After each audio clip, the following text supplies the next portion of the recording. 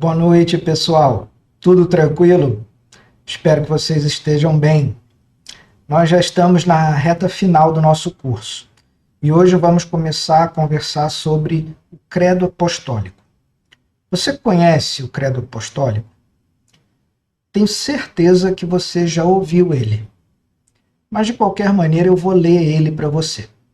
Diz assim: Creio em Deus Pai Todo-Poderoso, Criador do céu e da terra, e em Jesus Cristo, seu único Filho, nosso Senhor, que foi concebido pelo poder do Espírito Santo, nasceu da Virgem Maria, padeceu sob Pôncio Pilatos, foi crucificado, morto e sepultado, desceu à mansão dos mortos, ressuscitou ao terceiro dia, subiu aos céus e está sentado à direita de Deus Pai Todo-Poderoso, de onde há de vir a julgar os vivos e os mortos.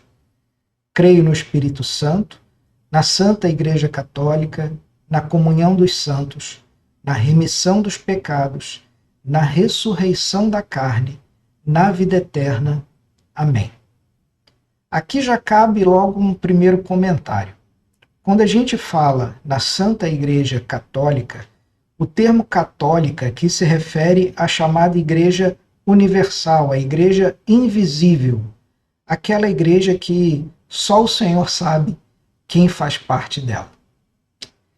O Credo Apostólico é um documento que foi escrito no início da história do cristianismo, ali por volta do século II. Ele não foi escrito, apesar do nome, pelos próprios apóstolos de Cristo. Na verdade, nós não sabemos quem escreveu, se foi uma única pessoa ou se foi uma comunidade com várias pessoas.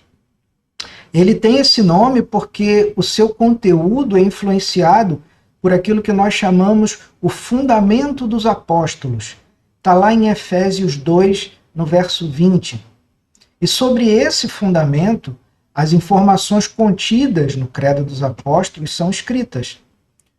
O credo, na verdade, os credos e as confissões, eles não são canônicos, ou seja, eles não fazem parte da escritura que foi inspirada pelo Senhor. Mas tanto os credos quanto as confissões resumem aquilo que está na escritura. Ou seja, eles são sim ferramentas muito importantes para nós. Nessa primeira parte, nós vamos falar de Deus Pai. E para começar já essa conversa, vem uma pergunta. Por que Deus criou o homem? Deus nos criou para que nós tivéssemos um relacionamento com Ele. Deus é pessoal e, ao mesmo tempo, Ele é infinito. É um Deus trino, 3 pessoas em um só Deus. E, de maneira impressionante, nos criou a sua imagem como seres que podem se relacionar com Ele. Deus, no início, cria todas as coisas pelo poder da sua palavra, absolutamente do nada. Deus não se valeu de um recurso que já existisse na natureza. Na verdade, é Ele quem cria a natureza. E por terem sido criadas por Deus, todas as coisas presentes na sua criação, tanto aquelas visíveis como as invisíveis, são totalmente boas. Nós estamos acostumados a falar e repetir isso, mas você já refletiu sobre essa afirmação? Tudo o que Deus criou é bom. Ao criar o homem, Deus afirma que criou algo que vai além do que ele havia chamado de bom anteriormente. Dentro daquilo que, para o Senhor, é um padrão estético, Deus diz que a criação do homem é algo muito bom, afirmando desde o início que o homem dominaria sobre todo o restante da criação. Diferente do resto da criação, Deus não cria o homem do nada, mas ele se vale de alguns recursos que já existiam, que ele já havia criado. Deus usa o barro e com ele faz o homem. E do homem, ele faz a mulher, de uma parte da sua própria carne. Um segundo ponto a criação é boa, como nós acabamos de falar. Essa expressão, e Deus viu que era bom, ela está presente em Gênesis 1, nos versos 10, 12, 18, 21 e 25. E essa expressão, e eis que era muito bom, também está em Gênesis 1, no verso 31. Todas elas revelam que Deus tinha um propósito estético na criação. Ou seja, Deus não cria tudo de qualquer jeito. Houve um planejamento por parte dele. Houve a intenção de criar as coisas como foram criadas. Deus quis fazer tudo com beleza.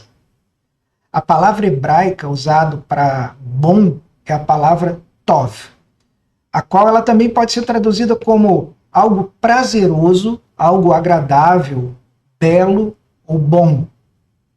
E não é difícil percebermos isso, porque quando nós desfrutamos da criação de Deus, nós somos muito abençoados com o prazer que essa criação nos oferece. Em algumas ocasiões chegamos até a nos emocionar diante de tanta beleza e perfeição.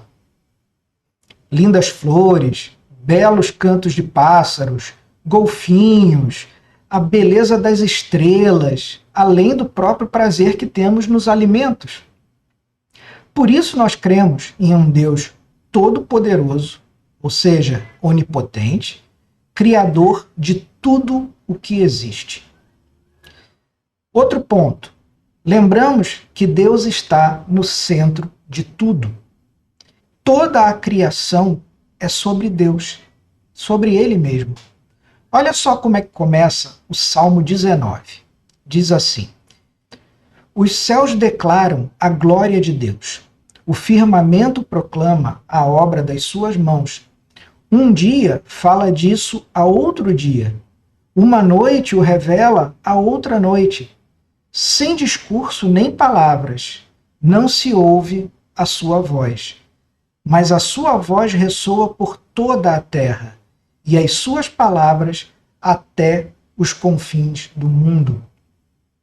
Lindo, né? Esses são os versos de 1 até 4 do Salmo 19. Ou seja, a criação, de alguma maneira, fala algo a respeito do seu Criador.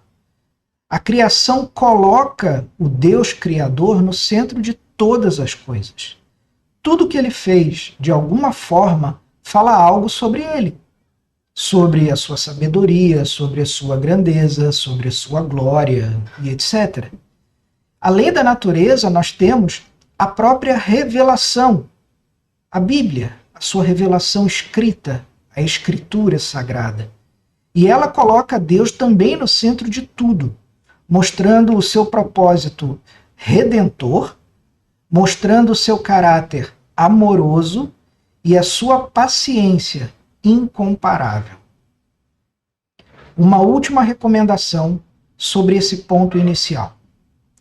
Olhando para o Deus Pai, Criador dos céus e da terra, nós devemos descansar os nossos corações nele todos os dias. É diária a nossa necessidade de nós nos derramarmos aos seus pés e dele bebermos e comermos, para desfrutarmos da satisfação e do prazer que só podemos encontrar nele. Assim, a nossa espiritualidade deve estar baseada em duas coisas. Primeiro, na contemplação da natureza ou da sua criação. E em segundo ponto, na meditação das Sagradas Escrituras, que é essa revelação escrita de Deus aos homens. O que eu quero dizer com isso? Eu quero dizer que você e eu não devemos deixar de adorar ao Criador em nenhum momento das nossas vidas. Seja na observação de uma flor, seja no momento de leitura diária da Bíblia, o nosso coração deve sempre se lembrar que nós estamos diante do Criador dos céus e da terra, que também é o nosso próprio Criador, o nosso Salvador e o nosso sustentador. Como conclusão dessa primeira parte do credo, todos nós devemos ter muito cuidado de não supormos que a mera religiosidade signifique espiritualidade. O fato de você e eu estarmos ligados a uma igreja não faz de nós pessoas íntimas de Deus. Ir à igreja todo domingo não pode ser confundido com a comunhão e a intimidade que Deus espera de cada um de nós. Ao olharmos diariamente para o Criador dos céus e da terra, nós veremos que não há motivos para agirmos ou para vivermos de forma arrogante, visto que quando Ele nos criou, criou a todos nós iguais.